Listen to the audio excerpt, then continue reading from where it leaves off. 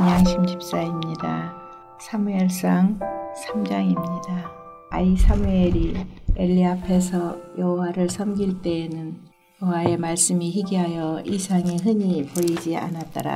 엘리의 눈이 점점 어두워가서 잘 보지 못하는 그때에 그가 자기 초소에 누웠고 하나님의 등불은 아직 꺼지지 아니하였으며 사무엘은 하나님의 궤에 있는 여호와의 전 안에 누웠더니 여호와께서 사무엘을 부르시는지라. 그가 대답하되 내가 여기 있나이다 하고 엘리에게로 달려가서 이르되 당신이 나를 부르셨기로 내가 여기 있나이다 하니 그가 이르되 나는 부르지 아니하였으니 다시 누우라 하는지라.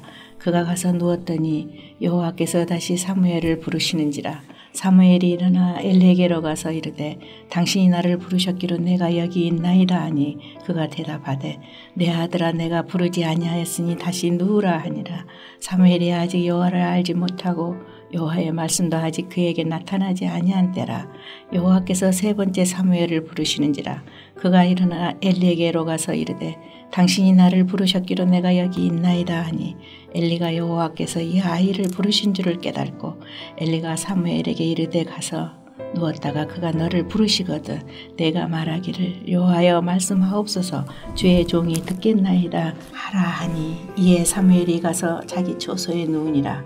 여호와께서 임하여 서서 전과 같이 사무엘아 사무엘아 부르시는지라. 사무엘이 이르되 말씀하옵소서 주의 종이 듣겠나이다 하니 여호와께서 사무엘에게 이르시되 보라 내가 이스라엘 중에 한 일을 행하리니 그것을 듣는 자마다 두 귀가 울리리라. 내가 엘리의 집에 대하여 말하는 것을 처음부터 끝까지 그날에 그에게 다 이루리라. 내가 그의 집을 영원토록 심판하겠다고 그에게 말한 것은 그가 아는 죄악 때문이니 이는 그가 자기의 아들들이 저주를 자청하되 금하지 아니하였음이니라. 그러므로 내가 엘리의 집에 대하여 맹세하기를 엘리의 집의 죄악은 제물로나 예물로나 영원히 속죄함을 받지 못하리라 하였노라 하셨더라. 사무엘이 아침까지 누웠다가 여호와의 집의 문을 열었으나 그 이상을 엘리에게 알게 하기를 두려워하더니 엘리가 사무엘을 불러 이르되 내 아들아 사무엘아 하니 그가 대답하여 내가 여기 있나이다 하니 그가 이르되 내게 무엇을 말씀하셨느냐. 청하노니 내게 숨기지 말라. 내게 말씀하신 모든 것을 하나라도 숨기면 하나님이 내게 벌을 내리시고 또 내리시기를 원하노라 하는지라. 사무엘이 그것을 그에게 자세히 말하고 조금도 숨기지 아니하니 그가 이르되 이는 여호와이시니 선하신 대로 하실 것이니라 하니라. 사무엘이 자라매 여호와께서 그와 함께 계셔서 그의 말이 하나도 땅에 떨어지지 않게 하시니 단에서부터 브엘세바까지의 온 이스라엘이 사무엘은 여호와의 선지자로 세우심을 입은 줄을 알았더라. 여호와께서 실로에서 다시 나타나시되 여호와께서 실로에서 여호와의 말씀으로 사무엘에게 자기를 나타내시니라. 하늘에 계신 우리 아버지여 이름이 거룩히 여김을 받으시오며 나라가 임하옵시며 뜻이 하늘에서 이룬 것 같이 땅에서도 이루어지이다. 오늘날 우리에게 일용할 양식을 주옵시고 우리가 우리에게 죄 지은 자를 사하여 준 것 같이 우리 죄를 사하여 주옵시고 우리를 시험에 들게 하지 마옵시고 다만 악에서 구하옵소서. 대개 나라와 권세와 영광이 아버지께 영원히 싸움나이다. 아멘.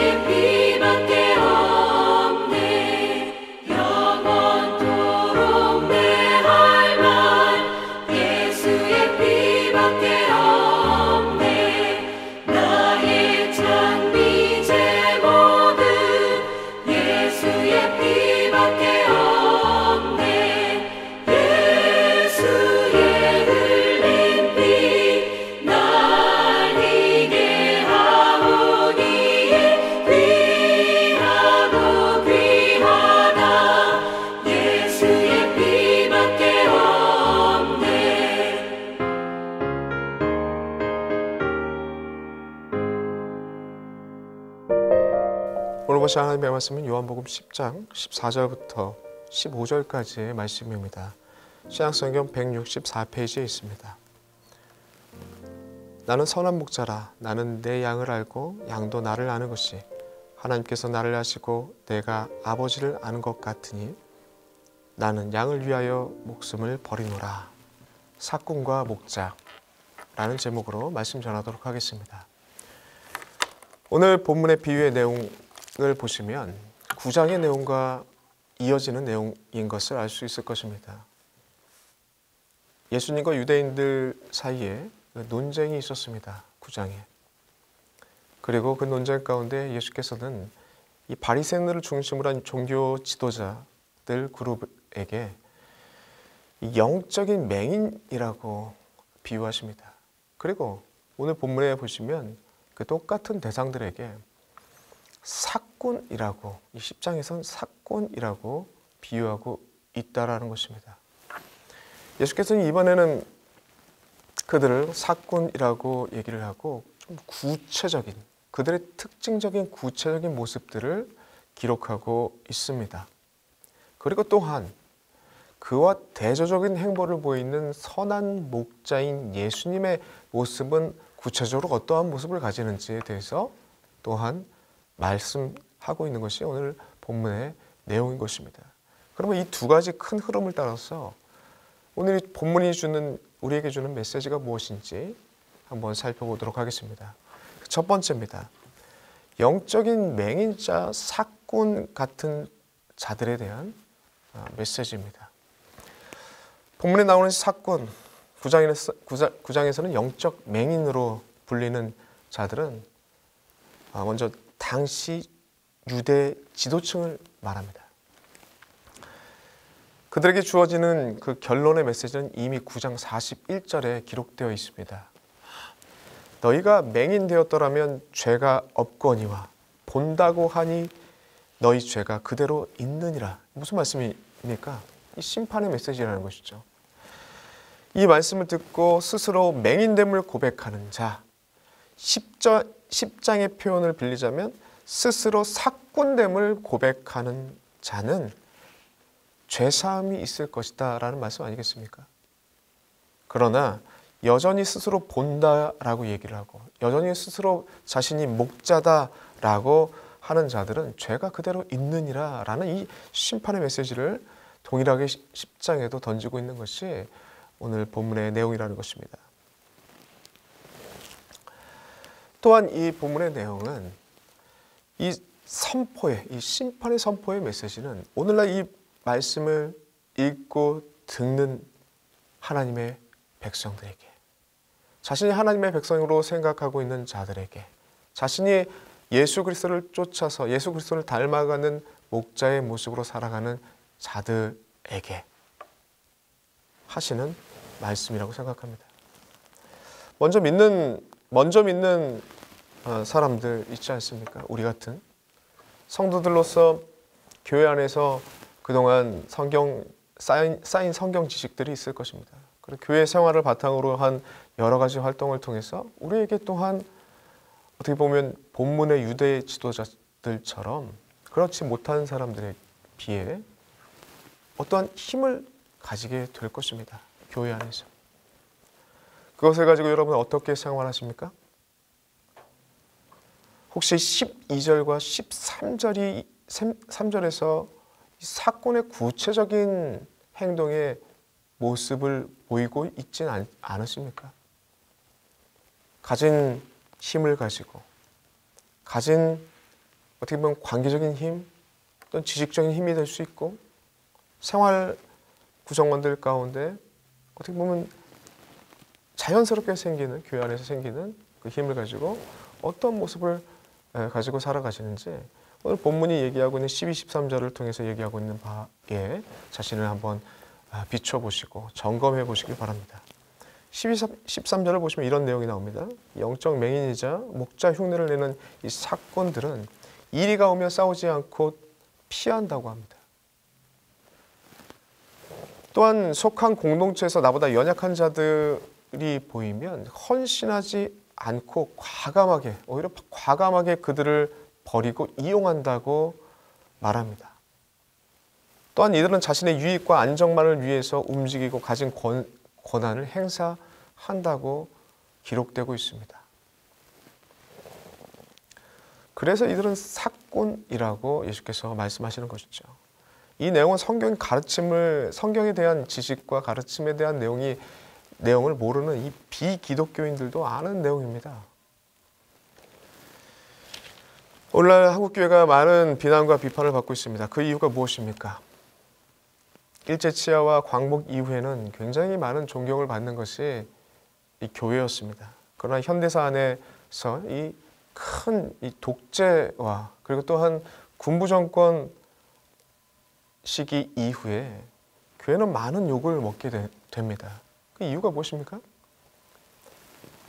오늘 본문의 표현을 빌리자면 바로 그 비기독교인들이 이 비기독교인 무리 안에 찾아온 이리가 있을 때 교회는 어떻게 보면 그 양의 무리와 함께 있지 않았고 자신의 유익과 안정만을 위해서 도망치는 행보를 보이지 않았을까라는 생각을 해봅니다.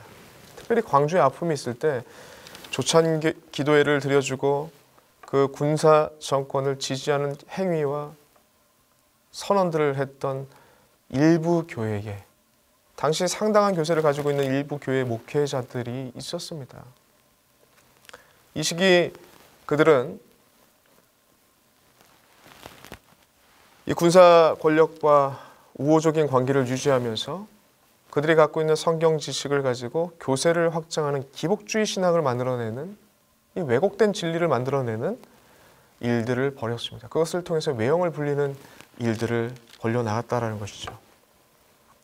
바로 이러한 일부 교회의 그릇된 모습 때문에 이 대중의 머리 가운데 이 일반 비크리스찬들의 머릿속 가운데 교회 전체의 이미지는 사꾼의 이미지로 남게 되었다. 그래서 많은 욕을 먹게 되는 기점이 되지 않았을까라는 생각을 해봅니다.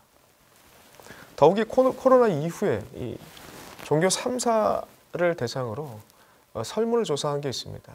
2020년도에 말미에 조사한 내용이 있는데 이 연합신문 기사 내용이었습니다. 천주교 불교인보다 개신교를 향한 부정적인 이미지가 강하다라는 제목이었습니다. 이 20대부터 59세의 남녀를 대상으로 1000명을 대상으로 설문을 조사한 내용입니다. 천주교와 불교인은 오나한이라는 단어에 많은 사람들이 체크했다고 합니다. 34% 그리고 불교인은 40% 온화하다라는 이미지에 택했다는 것이죠. 그 따뜻하다라는 단어에 많은 수가 29%, 27%가 천주교와 불교를 택했다고 합니다. 이 긍정적인 의미가 천주교와 불교에 있는 우세를 했는데 개신교는 거리두고 싶은 이라는 항목에 많은 수가 체크를 했고 32%, 이중적인 이라는 단어에 많은 사람들이 체크를 했다면 30%, 그리고 또한 29%가 굉장히 우세한 지수로 나타나는 단어가 뭐냐면 사기꾼 같은 이런 부정적인 이미지가 오히려 코로나 이후에 개신교에 더해졌다라는 기사 내용이었습니다. 천주와 불교는 온화하다, 따뜻하다는 이미지가 더 우세한 했음에도 불구하고 개신교는 오히려 부정적인, 거리두고 싶은 이중적인 사기꾼 같은 이미지가 더 많다라는 설문조사였습니다. 그럼 그 이유가 무엇인가라고 물어봤습니다. 1위 65%가 종교계 자체의 부정부패가 심하다라고 체크를 했고 2위가 55%가 종교계 집단 이기주의가 심각하다라고 체크를 했답니다. 3위가 종교인들 생활이 바람직하지 않는 경우가 많다. 이중적인 모습이라는 거죠. 겉으로는 거룩을 얘기하고 진리를 얘기한다면서 자신들의 삶의 모습들은 따라주지 않고 거짓된 모습, 어떻게 보면 사기꾼 같은 모습들을 많이 봤다라는 것으로 체크했던 것 같습니다. 어떻게 보면 이 설문 내용 또한 같은 얘기 아니겠습니까? 이 기독교가, 개신교가 가진 힘과 권한을 자신의 유익에 쓰는 모습, 가진 성경적인 지식을 내세우면서 자신의 입속을 챙기는 이기적인 사건과 같은 모습, 이 세상 사람도 싫다라고 얘기하는 것입니다. 그래서 욕을 먹는다는 것이죠. 그러므로 오늘날 성도들에게 오늘 본문 말씀은 아주 꼭 필요한 말씀이라고 생각합니다. 다시금 실추됐던 기독교의 이미지를 회복하고, 그리고 우리의 내면을 정말 진정으로 주님 앞에 바로 세우는 말씀은 오늘 본문 말씀에 담겨져 있다고 생각합니다. 예수께서 말씀하시는 내용입니다. 이 사꾼의 모습이 언제든지 우리 가운데 있을 수 있다. 그래 날마다 점검해야 된다. 너희들이 본다고 얘기하지 마라. 너희들이 목자라고 얘기하지 마라. 오히려 그 스스로 본다고 했기 때문에, 스스로 목자라고 얘기했기 때문에 그 죄가 그대로 있느니라. 오늘 본문 말씀 아니겠습니까?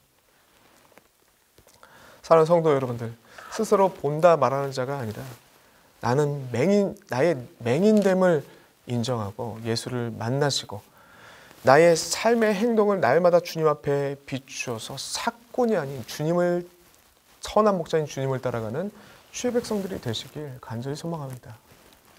두 번째로는 사꾼과 대조적인 행보를 보이는 선한 목자이신 예수님에 대한 메시지입니다.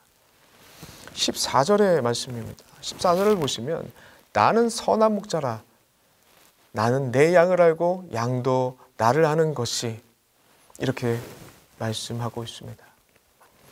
이 14절에 나와 있는 내용을 보시면 나는 뭐뭐이다 라는 것이 요한복음에 많이 나오고 있는데, 이 메시지, 이 선언의 메시지는 예수께서 구약에 나오는 하나님에 대한 표현이 있지 않습니까? 나는 스스로 있는 자니라 라는 이 하나님의 신적인 선언과 같은 그 메시지와 연결되는 메시지입니다. 예수께서 이 신적인 표현을 하고 있다는 것이죠. 하나님과 동등됨을 취하시면서 동시에 메시아 되시는 그분께서 나는 사꾼이 아니라 선한 목자라라고 오늘 본문의 말씀에서 얘기하고 있다는 것이죠. 그리고 그분이 이 선한 목자가 어떠한 일을 하는지에 대해서 연이어 기록하고 있습니다. 기록한 내용을 보시면 나는 내 양을 알고 양도 나를 아는 것이라고 되어 있습니다. 이 14절의 내용인데,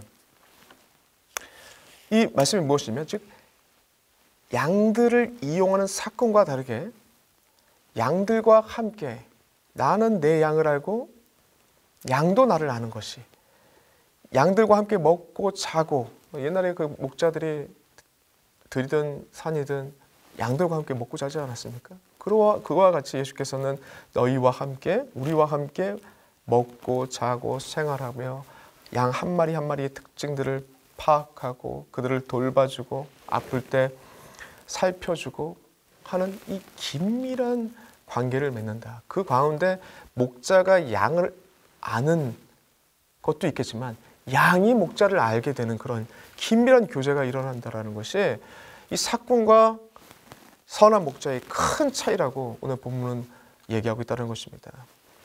사랑하는 성도 여러분들, 예수 믿고 천국 맞습니다. 굉장히 중요한 진리의 메시지입니다.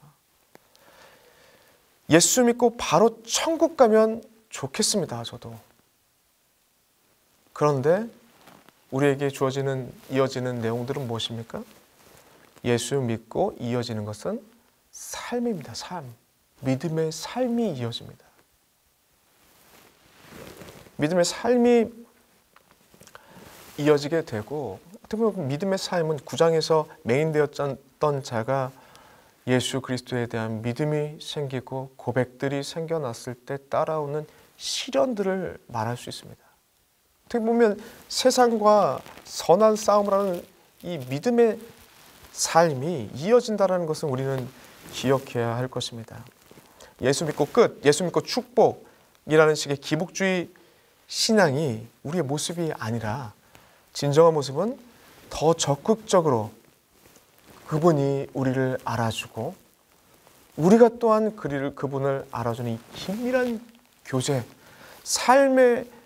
믿음의 삶의 여정을 통해서 알게 되는, 이 믿음의 대상인 예수가 어떤 분인지 알게 되는 이 긴밀한 교제가 이어진다는 것이 14절의 내용이라는 것입니다. 그리고 이 14절의 이 내용이 두 번째 예수께서 말씀하시는 메시지의 핵심적인 내용입니다.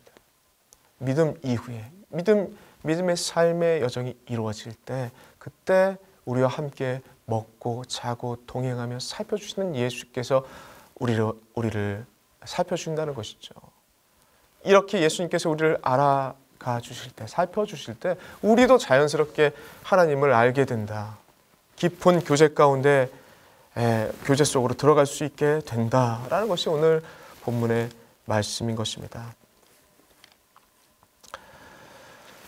그리고 하나님 예수 그리스도를 알아가는 그 과정 가운데 그가 양들을 사랑해서 양들 대신 목숨까지 내어주는 선한 목자라는 것을 우리가 발견하게 되고, 그리고 그 심정을 깨닫게 되고, 그 심정을 가슴에 새긴 자들은 그와 동일한 선한 목자의 모습으로 나아가게 된다라는 것이 15절의 내용이라는 것이죠. 15절의 내용, 나는 양을 위하여 목숨을 버리노라. 이 목숨을 버리기까지 하시는 예수님의 심정을 깨닫게 되는 과정까지 가게 된다는 것이죠. 사랑하는 성도 여러분들, 믿음은 믿음의 생활로 이어집니다. 주님과 동행하며 주님을 알아가는 생활과 주님이 우리를 알아주시는 그 체험들이 쌓일 때 주님의 십자가의 죽으심의 의미가 가슴에 새겨질 것입니다. 바로 그러한 자들이 예수님의 양이라는 것이죠. 바로 그러한 자들이 예수님의 뒤를 쫓아 또한 선한 목자로서 양들을 돌보는 목자가 된다라는 것을 여러분들 잊지 마시길 바랍니다. 이 말씀을 기억하시고 진정한 주님의 양들이 되시길 소망하고 진정한 주님의 목자들이 되시길 간절히 소망합니다. 그 안에서 주님과의 긴밀한 교제, 그리고 긴밀하고 풍성한 함께하심의 감격을 날마다 누리시는 주의 백성들 되시길 간절히 소망합니다. 기도하겠습니다. 하나님, 너무나도 감사합니다. 귀한 말씀을 허락하여 주시니 감사합니다. 삭공과 선한 목자의 아주 특징적인 모습들을 우리에게 보여주시니 감사합니다. 우리가 언제든지 삭군의 모습으로 설 수 있다는 것을 기억하고 언제든지 주님의 말씀, 주님의 모습을 본받아 선한 목자의 삶을 살아갈 수 있도록 주께서 날마다 이끌어 주시옵소서. 말씀으로 깨닫게 하여 주시옵시고 말씀으로 비추어 주시옵소서. 감사드렸고 예수님의 이름으로 기도드리옵나이다. 아멘.